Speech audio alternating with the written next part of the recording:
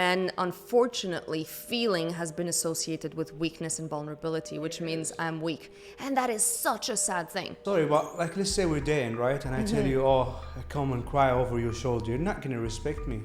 Doesn't that make you feel insecure about the man you're with? That Absolutely he's not. Absolutely not. What women don't want is victimhood. People are not willing to understand you because they want to be understood. So most people live, again, from ego. It's me, me, me. A lot of people are living in the car is driving, but I don't know who's driving. I'm just going to destinations I don't like, and I'm getting there, and I'm like, what am I doing here? How did I end up here again? Why am I dating this same person over and over again in different bodies? Like, what is going on? Life is against me. So a big breakup, people end up at the gym. People who start to change or want to change something about their life, the first thing they do is they start with their physical. This was probably the best podcast I've ever done. Welcome back to another episode from TikToks. Today I've got a special guest. Rima Zanoun is an entrepreneur and a coach that's been about for over 10 years. How are you doing, Rima? I'm good. How are you? I'm happy to be here. If you don't mind telling people a little bit about yourself and what do you do? So I'm an entrepreneur, which now is, I think, a term that a lot of people use to express a whole category of things. So what do? I'm a businesswoman. I've got chocolate shops in the UAE, factories in France. We do chocolate, fine chocolate, best products. Why didn't you bring us chocolate? I should have. I'm sorry. I should have brought chocolate. It's true. Joking. Okay. So that's my business, obviously, and I love that. And it's a very fun business to be in. I mean, we're selling happiness. Nobody's unhappy eating chocolate. But what I do and what I'm obsessed with is human psyche and development and human consciousness and just raising that. So that's my soul's mission. And I think that's something that you kind of don't choose. It chooses you at a very young age. And that's always been there in different forms. So it's evolved over time. Obviously, it wasn't the same when I was 6 years old. But that's where my soul rests. That's where my heart is. And that's what I love to do. Fair enough. Usually people eat chocolate when they're feeling down. Yeah. Yeah. Sometimes I go buy me an ice cream chocolate just when I'm feeling like I need some love. Well, that's what chocolate does, really, because I mean it's the most decadent food that exists, right? You've combined butter, which is cocoa butter, and cocoa, which is a very potent, magical bean that comes from nature, and it's got this. I mean, it used to be used for as a relaxant, really, in the Mayan and Aztec cultures.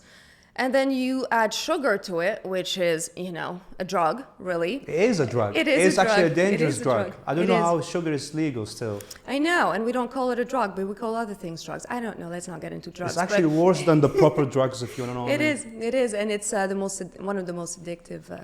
Actually, we speak a lot about addictions usually, and we speak about sugar or alcohol or drugs or whatever. But what humans are mostly addicted to is taste. Right. Taste is one of those, to get somebody to move from what they're used to eating, especially, and we build an immunity with taste, which means once I've gotten to that's the only kind of food, it has to be that intense in flavor.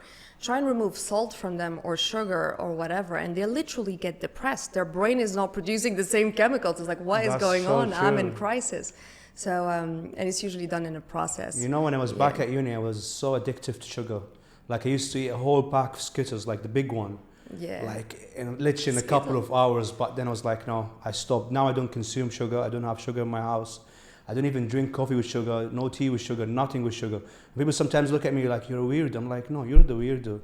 But a lot of cultures around the world, so the indigenous cultures, if we want to learn anything and kind of go back to basics, it's always nice to go to the tribes around the world, etc., and who've never tasted sugar. They don't really know what that is other than natural sugar, so either cane sugar or fructose, which comes from fruit. Exactly. They have adverse reactions to our sugar because it's so potent. But we build a resistance because we kind of build it over time and eat that over time. And right. Yeah. My chocolate's got cane sugar, though. It's got cane sugar, so it's good chocolate. We'd love to try it. Yeah. I'm sending you some. I'm going to send you some. Please do. I'm going to send you some dark or milk. Okay. Dark is nice. Yeah. Dark is good for the brain, no? You know what it is? People in UAE, Arabs in general love sweets. They love really sweet sweets. So dark chocolate. That's why you see Absolutely, they are bodylicious. But yeah, they are. But that's the thing. But they like sweets. So we like to put sugar within sugar, like Arabic sweets, like it's like honey with sugar, and it's like more compact, right?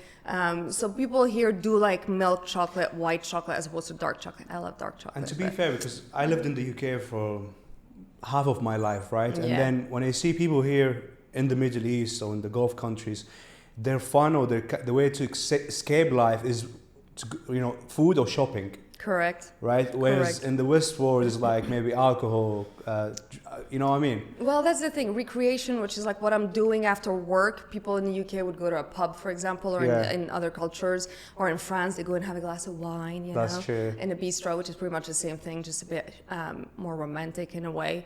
But ours, well, they don't drink, so they got to go somewhere, right? They got to go somewhere. So where do they go? We're going to go get sweets together.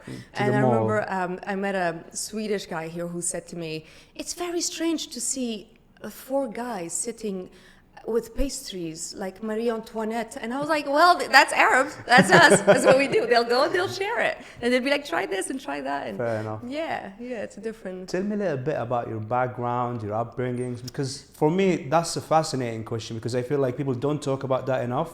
Yeah. Like, when was the last time someone asked you about your childhood, your upbringing, right? Not a lot of people, because a lot of people, I think most people, you know what we do as humans, that most people, we Are make interested in the now. they're interested in the version they make of you. So most people come at you, they've had a look at you, and they've decided who you are very quickly. So it's subconscious, and that's what we do. We're just going to put a judgment, and I know who you are. So then when you tell me other things, it's like, no, it's conflicting with the version I've already made in my head. So no people are more interested in themselves than actually getting to know you. So my upbringing, I was born here. I was born in the UAE, in Abu Dhabi, Corniche Hospital, which all the kids at the time were born there. So we were all born there. So we all know each other that way. So I was born there at a time that was very much simpler. My dad's came here late 70s. Wow. Yeah. So Literally it was before. there was nothing. There's There was nothing here. nothing. Yeah. It was a desert. And he was living in Algeria, so he's Algerian.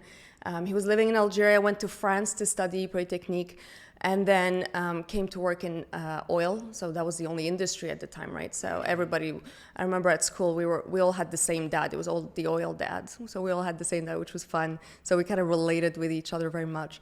And it was a much simpler life. Like, we didn't have malls. I remember growing up, we didn't have malls. We'd look forward to the winter, summer trips to like go shopping, because that's when we would get stuff for other people, because there wasn't much there. So in a lifetime, and I can't say a lifetime, in just, I don't know, 30 years, I've been blessed enough to see this crazy transformation that is the UAE. It's beautiful. It's fascinating. It's incredible. It's just incredible. All credit goes to the leadership here. 100 million%. I mean, there's, we speak a lot about the safety in the UAE, but we speak about physical safety, right? So we say, you can walk here alone, especially as a woman as well. You can walk in the streets at night and nobody's going to come next to you. And that's very, very true. I've lived here my whole life. House is open, all the gates are open, cars are open. Nobody's going to come That's and do true. anything. But we don't speak enough, I think, about the mental safety that we have here. And what I mean by that is we truly, truly trust the leadership. And the UAE was formed like a family. And I think that's incredible. Yeah. It's the same formula as a really tight-knit family.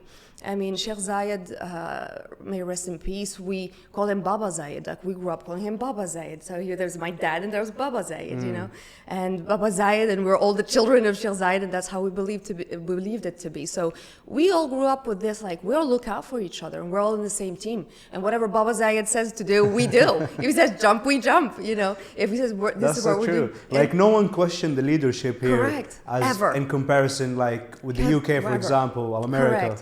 Correct. And I think the reason for that is the values, and that's undeniable.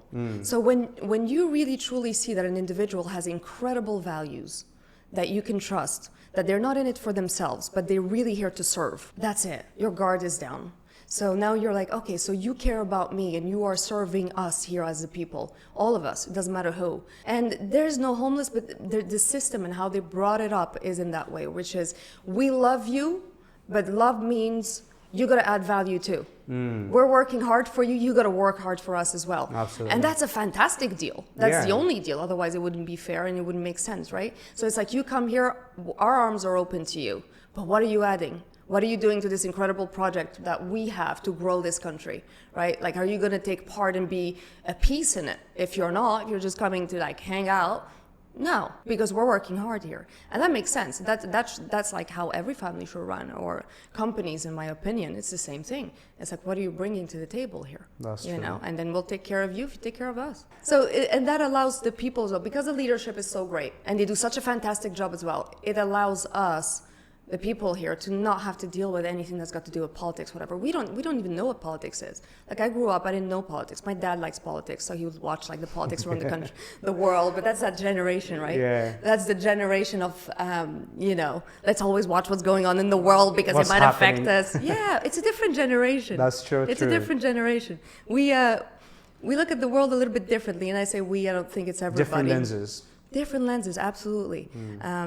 I think that generation, it was a generation of what I want to say, like factory workers. And what I mean by factory workers is that generation, there was a pride in being in a company for like 20 years or 40 years. True. Everybody would get a badge. You know, it's like 30 years, that guy's been here. You know, loyalty in that way, staying in. So loyalty has changed for now. Now it's like, are you loyal to your values? Are you loyal to your mission, to your personal mission? And back then it was more, are you loyal to this organization, right? Schools were very much making sure that the students all were the same, as opposed to celebrating individuality at the time. So they were pretty much preparing what we call factory workers. And teachers were more free in a way to tell students off.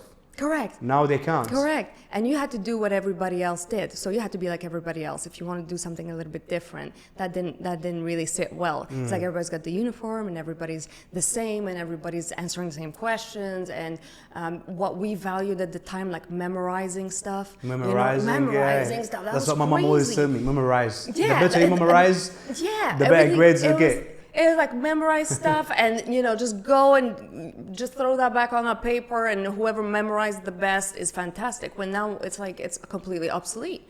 Memorizing stuff is obsolete because you got a phone. What we're missing is like, when they were telling us to do certain things, we weren't told what's the reason behind it. Yeah, critical thinking. Like, yeah, exactly. Like, for example, the morning exercises, right? I don't know if you were doing it in school.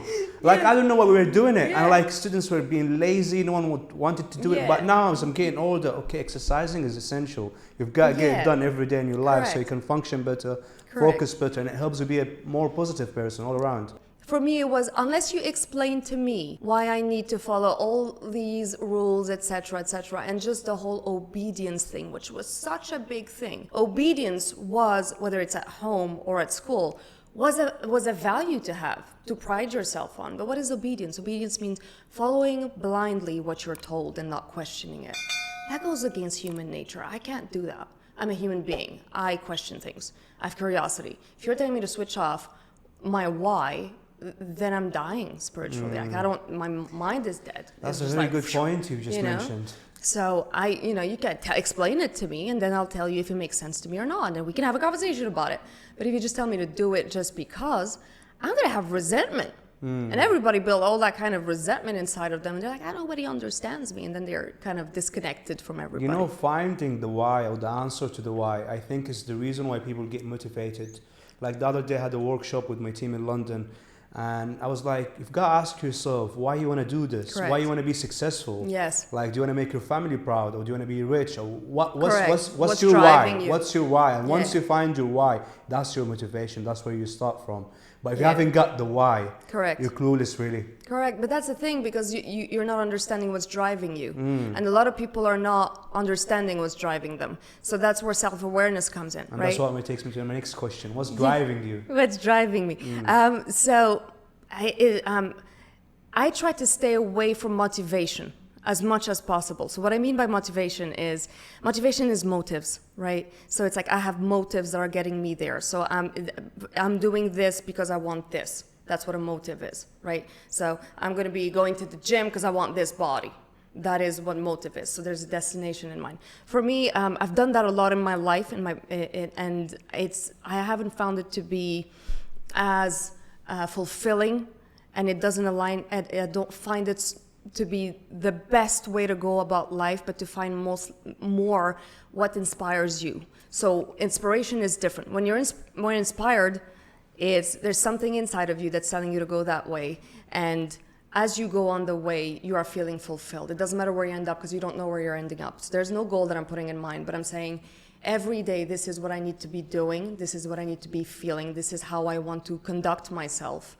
And wherever that leads me will be the place where I'm supposed to be.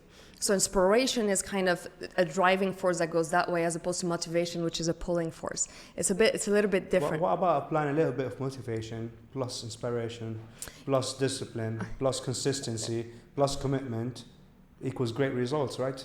I think that's why people are exhausted. They're like, that's a lot. I don't know where to go. So I think, and I understand what you're saying, and there's a good point there, and I get it. But I think what's happening nowadays is we have so much access to so much information, because we're online and we're listening to people from around the world on a daily basis. We've got so much access to information, but they're not really the reliable information. Like you see all these motivational speakers, right? The way they make it sound is like you fail once, twice, and then you succeed. No, absolutely like I've failed in my life millions of times, right? Times. And I still fail, and expect to fail in life this year at some point, right? It's normal. But it's just like sometimes when you fail and your back is against the wall and you've got nowhere to go but forward. Yes. That's what makes it harder, and it's all about that motive inside your heart. And but I call it inspiration. I call it inspiration. So some of the greatest people in the world that have come and walked this earth and have done things and have been able to surpass all their emotional being, so the emotional body that we have that really drives us, because we say we're human beings. What does that mean? We're feeling beings, because our feelings are literally what direct us this way, that way, make us choose things, step away from, stay away from for the longest times, and feelings come from our thoughts, right? So inspiration means it doesn't matter. So now I'm speaking about people like Nelson Mandela. I'm speaking about people like Gandhi. They didn't have motives. They have inspiration. Inspiration is, I know what I feel right now is my purpose to do. And there is nothing that's stopping me. I'm going to walk that path. Will I be able to achieve it or not? Doesn't matter. But I'm starting a path. Yeah. I'm starting a path. But and I think that makes it sound more to me like obsession. Yes, but that's where inspiration is. So when you're inspired, you fall onto your purpose, and then you're obsessed. So I always say, a lot of people say, I don't know who I am, or I'm trying to figure out who I am. And my answer to that is usually, don't focus so much on who you are, because that doesn't matter. Okay, so who you were born and who you've become and the identity you've built, and then the identity that's evolved, and it's this alive thing, and it's a version of you that that's going to continue evolving, because you're becoming as you walk this earth, right? Don't forget that, because that will put you into boxes, and that will always make you decide, I don't do this because that's not who I am. I do this because that's not who I am. Just figure out why you are. So what are you here to do? Your purpose. Correct. Why am I here? What is the value that I'm here to deliver? I've come here, and I've come here butt naked, and I'm going to leave butt naked with nothing with me. But what have I come here to leave behind? And if you can figure that out, what is the value that I'm coming to deliver? And it's very unique to every single person. Every single person has that one single value they've come to deliver.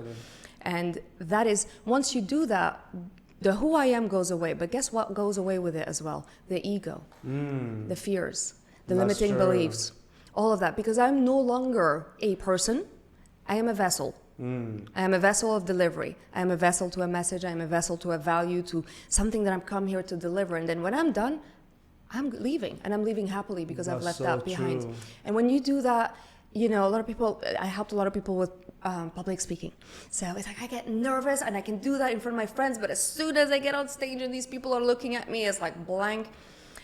And that's because you're thinking about you, and you're thinking about how will I look? Correct. Yeah. Am I looking this way? Am I going to sound this way? And the mind has this incredible way of bringing forward all your failed experiences and fears. It's very creative. It's going to bring all those things that you're mortified of at that moment, and then you freeze and you go into that, moment. But if you look at yourself as a vessel, I'm not there. There's a message that needs to come through me. I'm not there. It's not about me. See, Gandhi is incredible. Nobody cares about Gandhi. It's not he was this, monument of a hero, gorgeous. It doesn't matter what he looked like. It doesn't matter what he was. It doesn't matter. He was this really tiny, little, skinny man, right?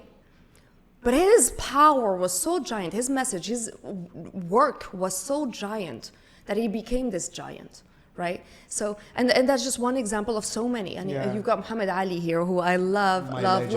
Yes, because look at this man. This is a man who came and said, I'm willing to give up what I want for what is right and my purpose. Yeah. Right? I mean, this man loved and breathed boxing. But then he figured out there was another purpose there for him. That's so true. That was above that. His personal desires and pleasures in life, etc. And that becomes the driving force. And when you understand that, it doesn't matter what comes in your way. There's a famous quote from him. He says, I didn't know how I was going to do it, but somehow I knew I had to help my people or something like that. That's inspiration. Yeah. I don't know how. I don't know what. Somehow. I don't know how, I don't know what. I just know what I need to do now. That's so every now and these nows, they accumulate into the future. You've said a good point about finding your purpose. And once you find that, there's no ego, because you realize your purpose is bigger than you. 100 million%. Right? But what I just realized recently over the last 3-4 years, finding your purpose and what you're good at could take time. It's like a hell of a long journey. It is. Like your purpose, it's like finding a purpose is like a very, very, very long journey, and it could take years and years and years of just searching within your soul what I'm good at, and you could potentially try hundreds of million things till you eventually figure out what you're actually good at. And while you're doing that, you're going to be judged, you're going to be misunderstood. 100%. But who cares? Who cares? Because at the end of the day, you're the master of your own destiny. You're the superstar of your own movie, so you can just make it as whatever you want to make it. Correct.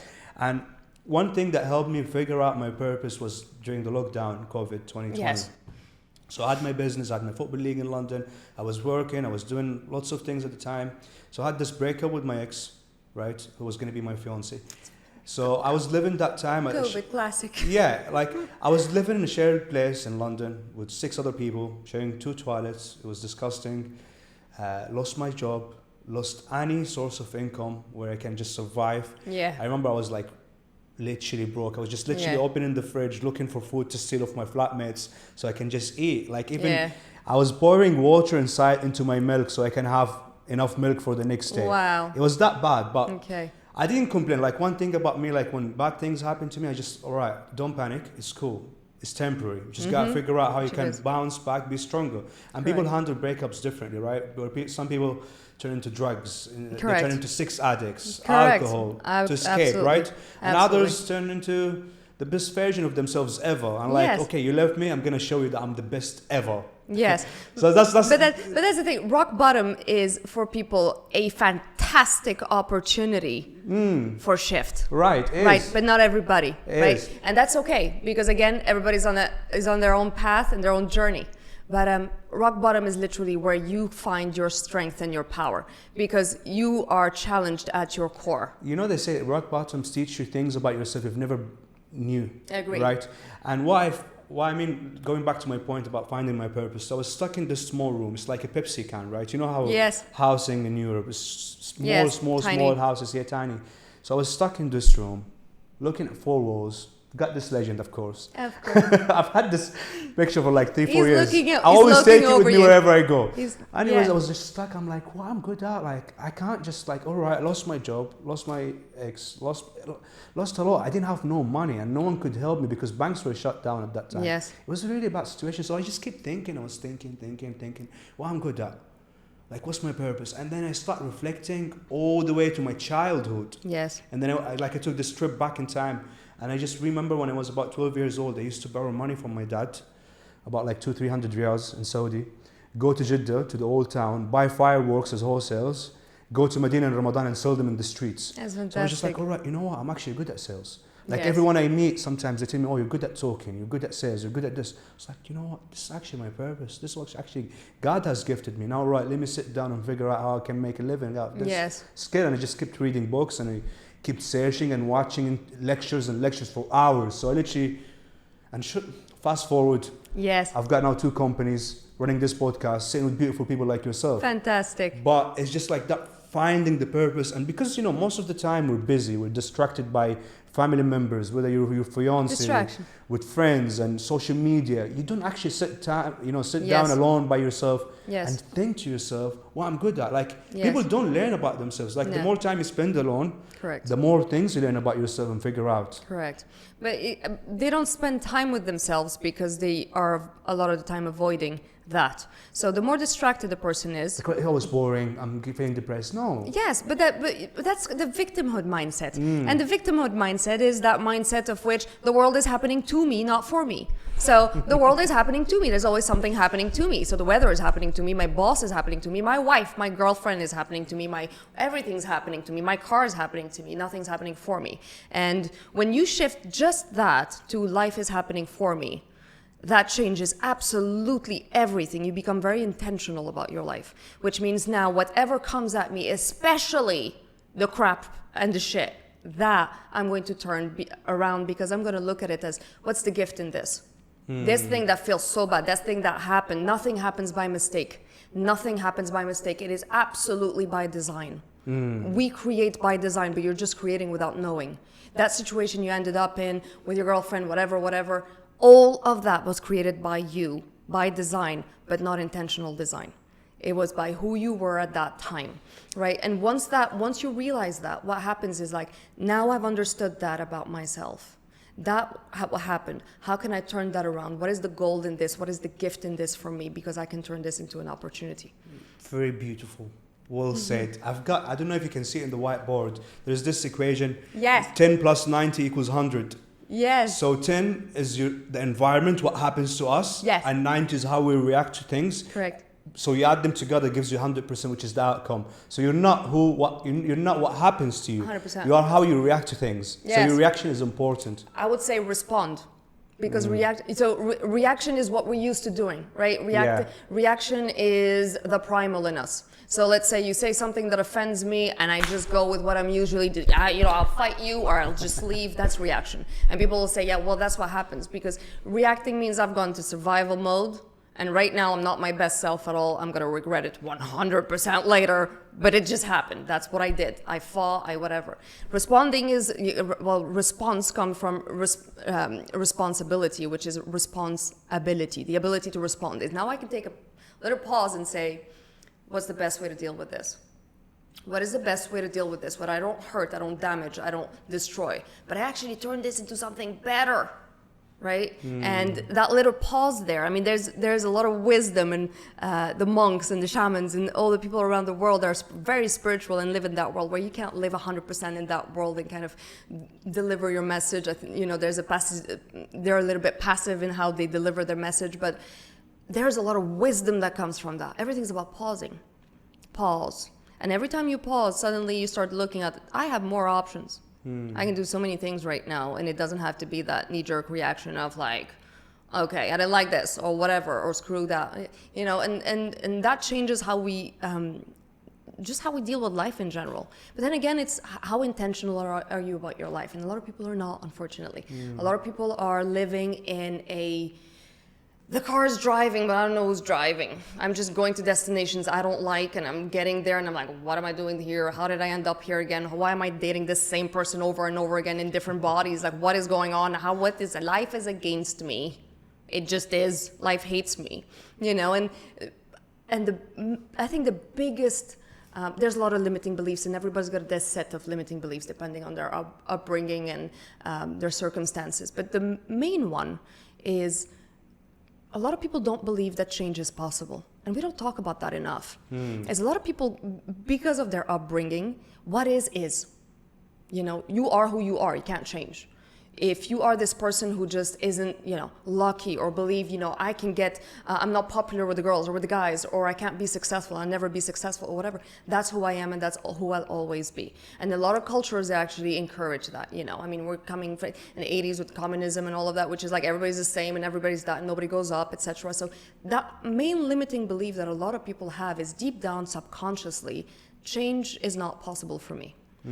And you can see people who have faith and try, especially after rock bottom, the first thing they do is they go to the gym. People who start to change or want to change something about their life, the first thing they do is they start with the physical. Why physical? Because if I can change my body, then I could start believing that change is possible internally. If I can change this thing which is on the outside, which is so much more tangible, so much more something that I can actually measure, because I can get on a scale, I can measure my muscles, which is, so it's tangible. If I can change that, then I can start changing that change is possible. That belief, that limiting belief can start going away. So if I can change that, maybe I can change my finances. Maybe I can change my love life. Maybe I can change the country I live in. Maybe I can change my way of approaching and being with people, presenting myself.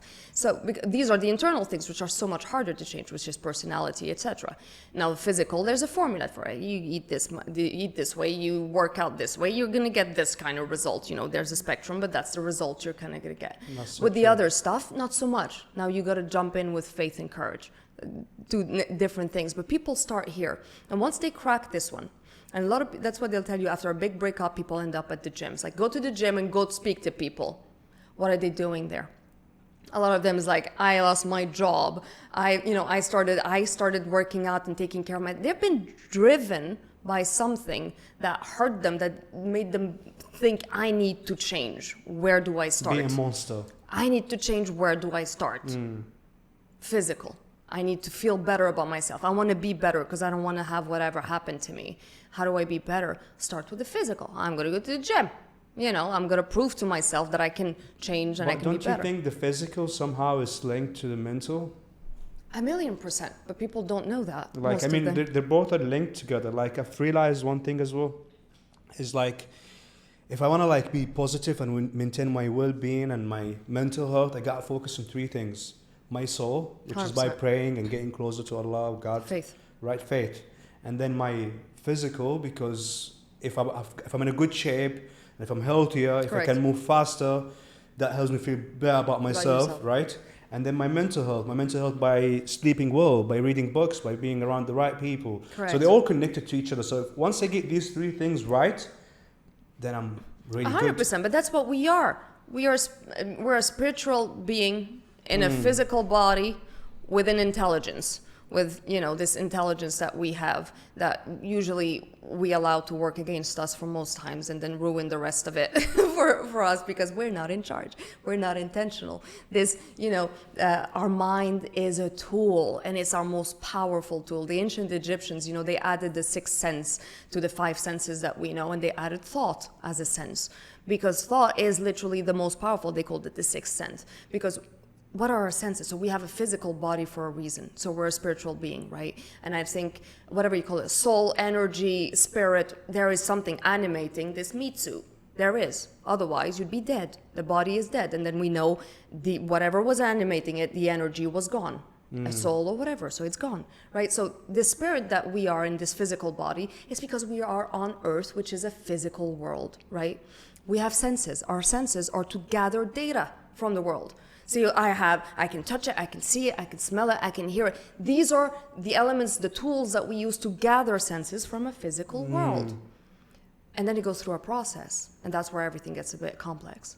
So the process is where we form meaning for things. So whatever I see now, I'll be looking at the same thing as you, but we're going to hold a different meaning for it, depending on our upbringing, depending on our filters, etc., etc. And that is how thoughts are formed in our mind. That's why we all are the same, sitting in the same room, having a completely different experience. That's right. Because your perspective will be different from everybody else's, and is very unique to you. And until you're able to go in there and look at your perspective, and what I mean go in there means you need to get out of you and look at you. And look at that process with no judgment, with curiosity, which is like, what do I think of that? What is the meaning I hold for this? A lot of people say, how do I identify my limiting beliefs if they're subconscious? Like, how do I know what I'm supposed to change, or like what's keeping me from whatever? Very easy. Take a piece of paper, take a pen, and go like love, money, health, and write 10 statements of beliefs under them, right? 10 statements. Love is blah, blah, blah. Money is blah, blah. And you're going to have there your beliefs about that. And if you're going to be able to identify why is it that you're not able to better your money or your career or your health or your love life or whatever, because it's all based on your belief systems. And now if your belief systems is negative, well, guess what? Love is going to be negative. That's just how it's going to be, because that's how you think it to be. So that's what you're going to see in the world, because we don't see with our eyes, we see with Right. Don't perception. you think it's also about mismanagement? Because people mismanage everything in life and then they expect to get great things. Like they mismanage money, they mismanage time, they mismanage relationships. And then like God cannot give you what you can't manage, 100%. right? So if you're asking for a bigger house or better house and your house is dirty, you're not looking after your house, how do you Correct. expect to have a better house? If you're asking for more money and you're just splashing your money right, left and center, Correct. and you're in debt, Correct. Well, nothing can change. You can either live a life which is a spiritual life or an egotistic life.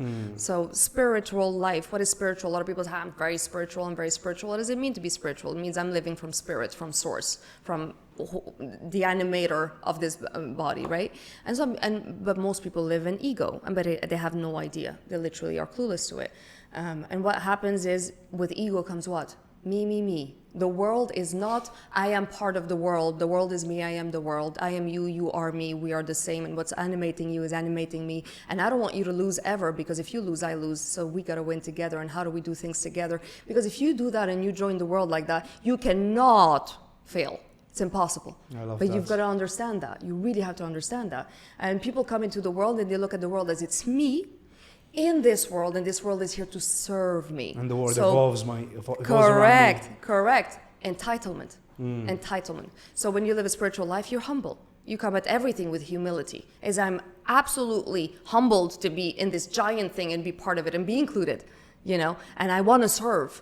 When you come from ego is, I'm entitled, everything is an object, everybody is an object. Humans are an object to serve me. You're either here to validate me, to love me, to give me a promotion. Why didn't I get a promotion? I deserve it.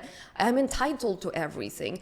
And the world feels horrible to me. So then I fall into addictions because of my coping mechanisms, because I feel bad in myself all the damn time, and I don't want to spend time with myself because that's horrible. So let me distract more. And it's, that downward spiral to the abyss, or you could be going to the, upward spiral to the kingdom of heaven, if you want. I love right that. here on earth. So Rima, how did you start, and what challenges you had to overcome? When it comes to what? Business or even like public speaking? Yeah. How did I start? Well, I don't know when I started. I can't pinpoint it. All I know is that I worked in a corporate company for 5 months. I couldn't even make it to the 6th month. And I understood that it was not for me. And a lot of people say, I can't work for someone else or whatever. For me, it wasn't about working for someone else. I think I love learning from someone else, but I wasn't learning. So that was the main thing for me, is I wasn't learning from someone else. And I was just doing the work that I felt was not bringing any value or helping me expand in any way, right? So I always did my own thing from when I was youngest. I think the first job I got, I was probably 13. My dad was mortified, like, why are you working? I give you everything. Why are you working? And I was like, I love it. And he was always like, how do you have so much money? So I was always like, I would work and I would make money, and I would always, I always had some kind of project going on. Entrepreneur at heart. Yeah, I always loved that. I mean, it was not for the money, because my dad was giving me money obviously he was taking care of us. But for me, it was, that was the only value that I understood, like, what I'm giving or what I'm doing, somebody's valuing it enough to give me something for it, money or whatever, right? So that was like, okay, so I'm enjoying that I've created something. And that's the key word, created, because that's all I'm about. And somebody thought that whatever I've created was valuable enough for them to pay for it. That's a very good point you've just said, because the law of the universe, you've got to be like a person of service, that you provide service to others. That's a really legit, helpful service. Correct. And based on that, you get paid. Like when I say a lot of young people complain, there is no money. They even complain and moan about their parents. No, you're so weak, right? Just work on yourself, find that skills that you're born with, you're gifted with, work on it, develop it, and that skills will pay you over time. 100%. Just search within yourself and be a man of value or a person of value. Yeah, well, you're either a seeker, and to be a seeker, you need to be humble, and you need to know that what I think I know, I don't.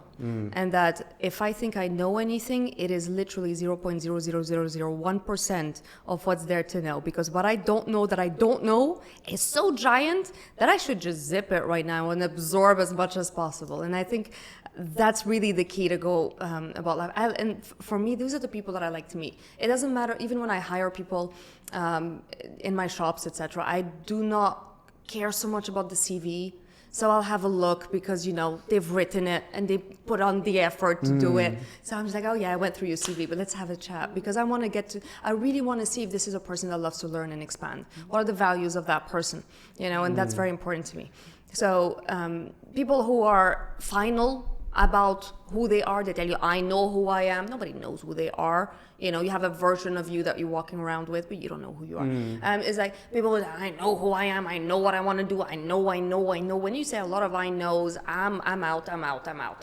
You know, that's how it goes. Because it's like, we're here to learn. And our life is literally a glimpse of, it's like a little wink. And it's, you know, we've got to think about it. There's been millions of people that have come on this earth, billions. Our life goes like this. Sure. It's tiny. You know, there were people that lived, 4,000, 5,000, 10,000 years ago. It's this. That's it. And then it's gone. Life is too Come short. here, learn, as opposed to be stuck in knowing. Because if you know, then you're not learning anything else. Right. That's it. You stopped. Right. You stopped. You just said, you put the brake. You said, I have enough in my brain. And then you're wondering why life is tough. Well, you know, you're not playing enough with life. You're not letting your imagination play. You're not letting yourself evolve. Yeah. I was talking about creating, but for me, unless... And in this fast world where everybody wants to make money fast, right? So they're driven again. It's validation, proving that I am something, which is what drives a lot of people. Yeah.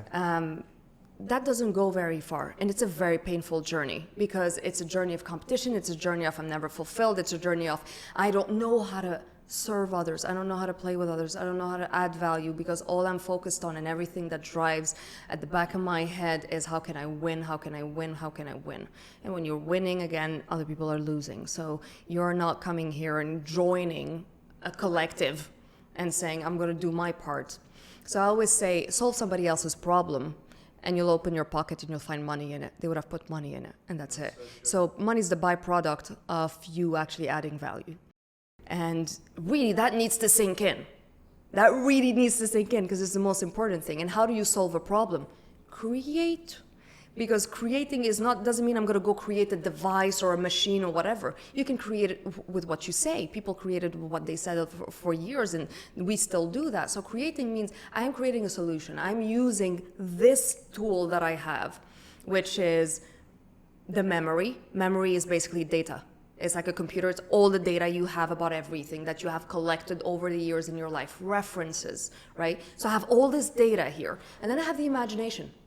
And that is the most beautiful part. That's the playground. That's the powerful part. That's the playground. That is the place where I get to play with the data. I get to magnify, I get to destroy, deconstruct, reconstruct, augment, diminish, etc. So somebody who's like a designer, for example, that's what they do. They're going to use their data. So they're going to be like, oh, I saw this really beautiful statue somewhere. What if I turned it into this and made it purple and made it blue, and then we deconstructed it and we made many of them, and that's what they're doing. Just like the innovation of the telephone, right? Correct. Somebody thought, okay, Correct. This can be wireless, this can be touch screen, this can be this.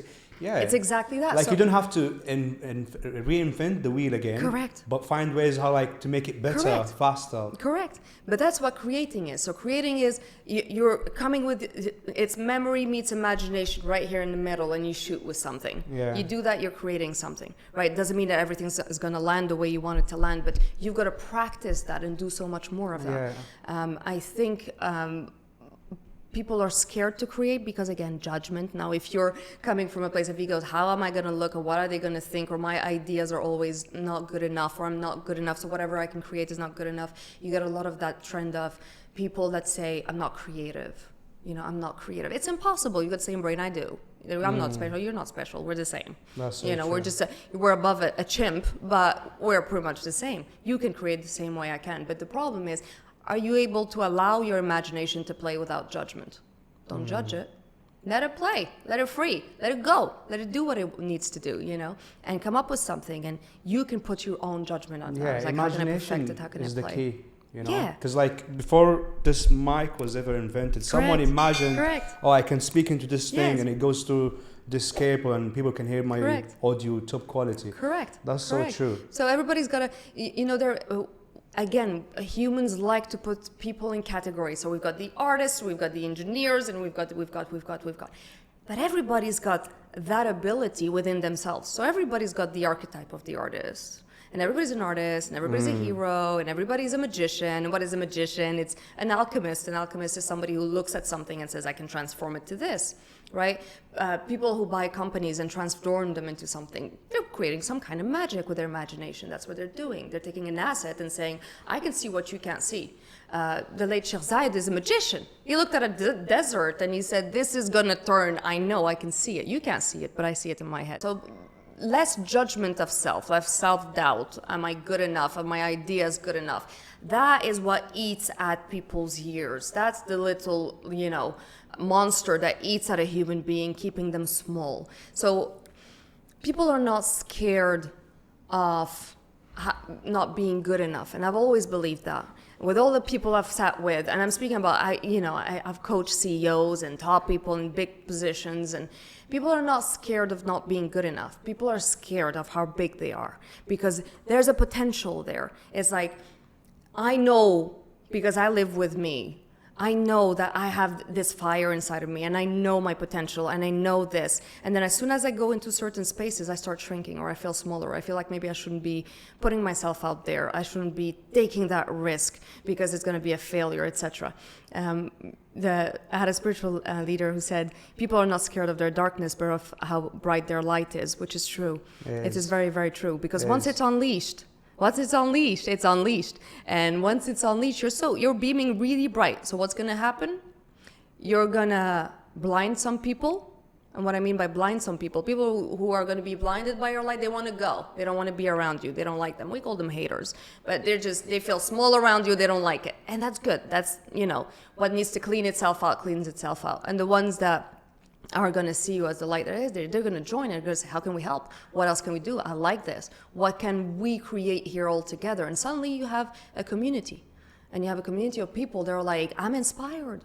I want to do this. That's how every movement started around the world. Every movement. This guy as well. Yeah. I love how you love this guy as much. I love him so much. Like, you're the first female I've met. I love him so much. He's absolutely incredible. It's his power. And you know what it is? Again, it's not about education that we get outside, but it's about self-education and self-reflection. He's incredibly self-reflective. Like, I love boxing, but like what really inspires me about his life and even like the way he used to talk to his daughters, like teaching them about self-value, like you're a diamond. Don't be like, you know what I mean? Like, and lots of people lack these things these days. Yes. I was watching some of your videos, right? And one of the videos that really drew my attention is like, anger is healthy. Yeah. It is. Well, now, we're going to go into, the poor men have been inflicted with, we tell a lot of men that, a lot of men have toxic masculinity, which means they just get angry and they're frustrated and they're too aggressive and too violent, right? And what is anger? Anger is what somebody expresses instead of pain. So it's the expression of a pain that's not expressed. And that's what it is. So when somebody's angry, you just ask them, what are you afraid of? Or what's the pain behind it? And suddenly the anger starts whittling behind because they go there and they think about it. We need healthy anger. Anything that comes out of our body naturally, whether it's emotions, hormones, whatever, have a function. And we can't go into black and white thinking, which is like, this is bad, this is good, this is bad. Again, we're putting in categories. And it's like, yeah, but my body's producing that. So it can't be all bad. What is the positive function of it? And it has a positive function, just like everything else. And the positive function of anger is it gives you an indication of where there's a transgression, where there was boundaries that were supposed to be there and they weren't. Right? If you didn't have anger, you wouldn't know when somebody's crossing your boundaries. You mean like if I didn't have anger, I wouldn't have hit the gym, I wouldn't have tried to better myself. Correct. Or somebody, let's say somebody has, insults you or says something. If you don't get angry at that moment, at that second, to be able to be assertive. Now, the reaction is not anger. Anger is the emotion. I'm not saying angry reaction. I'm saying anger is the emotion. You've got to own it and say, right now I'm angry. And I don't accept that. And that's not okay with me. So I'd prefer you don't do this again. Because otherwise we're not going to have a relationship or we're not going to be able to relate with one another or go forward the way I'd like to with you. And that's it. So now responding to the anger is a choice. How you're going to respond. Either you're going to go into reactiveness, which is, fight, flight, freeze, fawn, whatever you do. Or you're going to really feel your anger and say, I'm angry right now. What made me angry? What's behind this anger?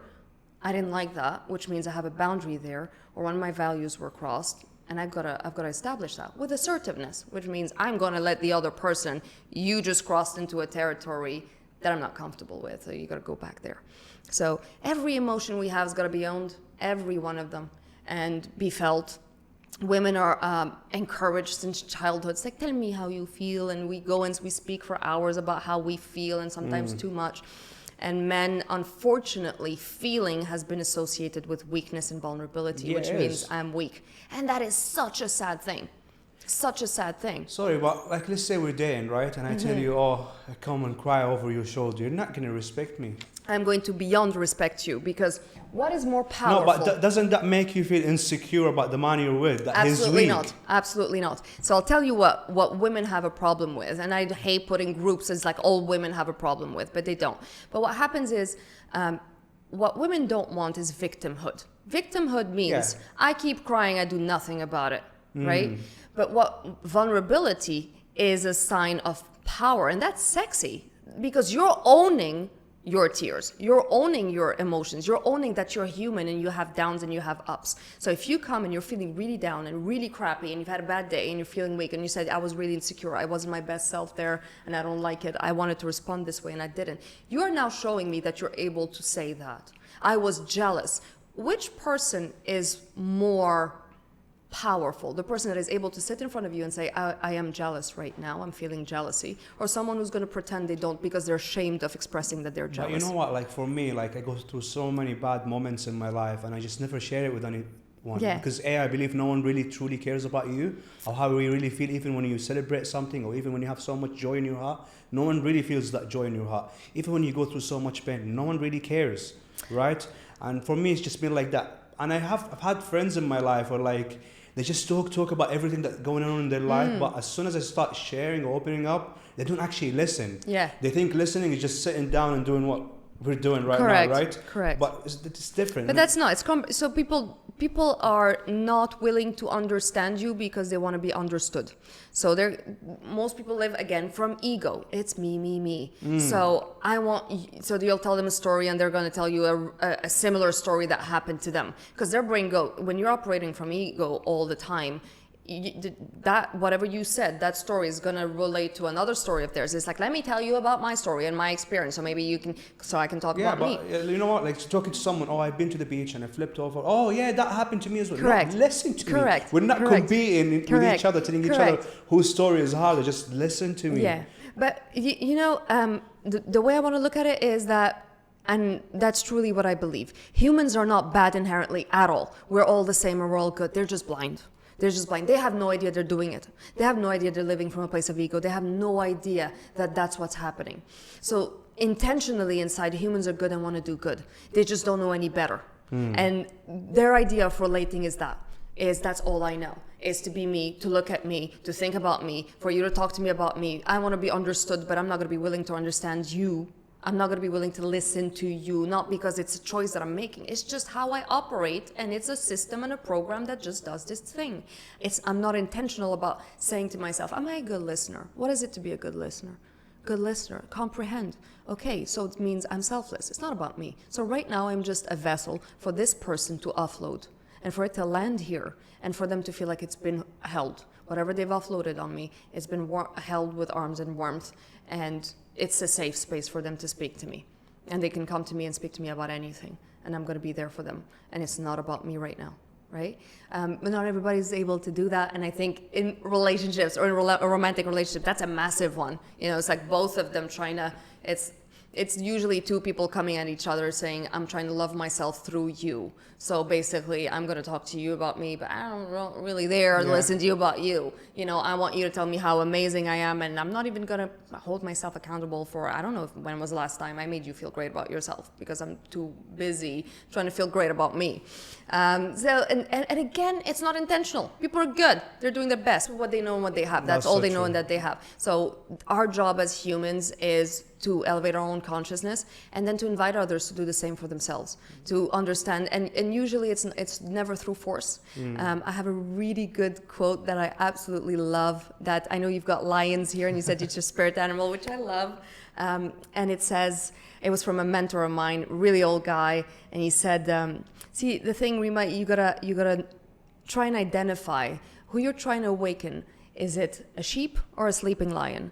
And that made a lot of sense to me, because I was like, oh, I'm just gonna lay back and not have to push anything.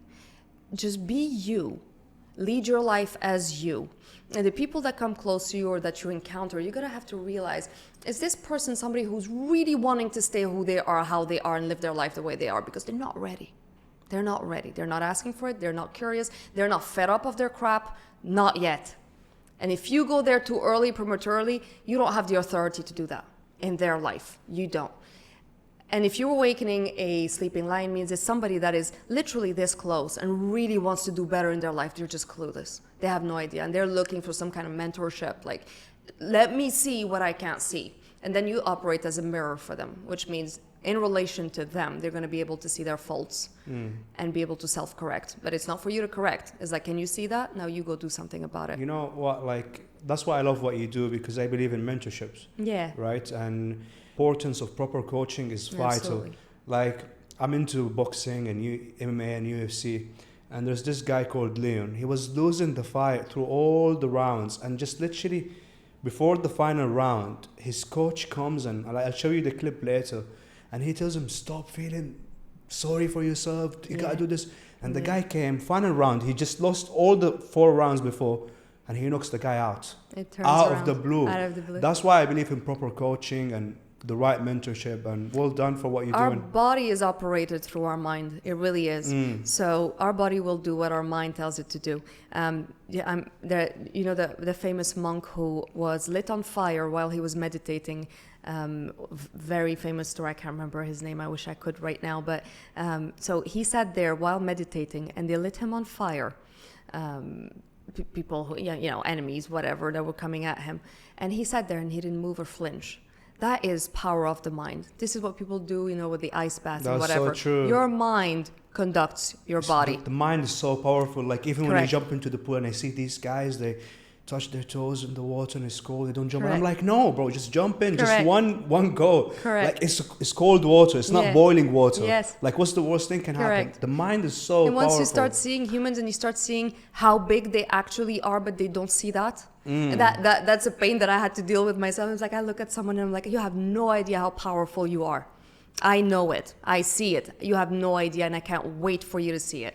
But I can see it, and sometimes just a little bit of encouragement and a little bit of somebody believing in yourself and that in you, and that's what a mentor does. Yeah. A mentor doesn't give you advice, and you never give someone advice. You let them find the answers for themselves. It's they come to you with, I don't know what to do. You'll figure it out. That's so what true. could you do? Yeah. I want you to find the answers, because you're going to feel your power when you do that. What advice would you give to younger self or younger people who are watching this right now in 3 words? So if you go back in time 20 years ago or even longer, what advice would you give to yourself in 3 words? There is no fear. Well, that's 4 words, bro. There isn't fear. There you go. I've put it into there isn't fear. I think that's the biggest limitations of humans is exactly that. Is most people live in a state of fear of everything, and they're all just made up in the imagination. They exist in imagination, and we project them into the world. And they stop you from doing everything. They stop you from being. They stop you from doing your job here, from finding From your living. purpose, from living, from being touched by life. All the walls we Experiencing build. life.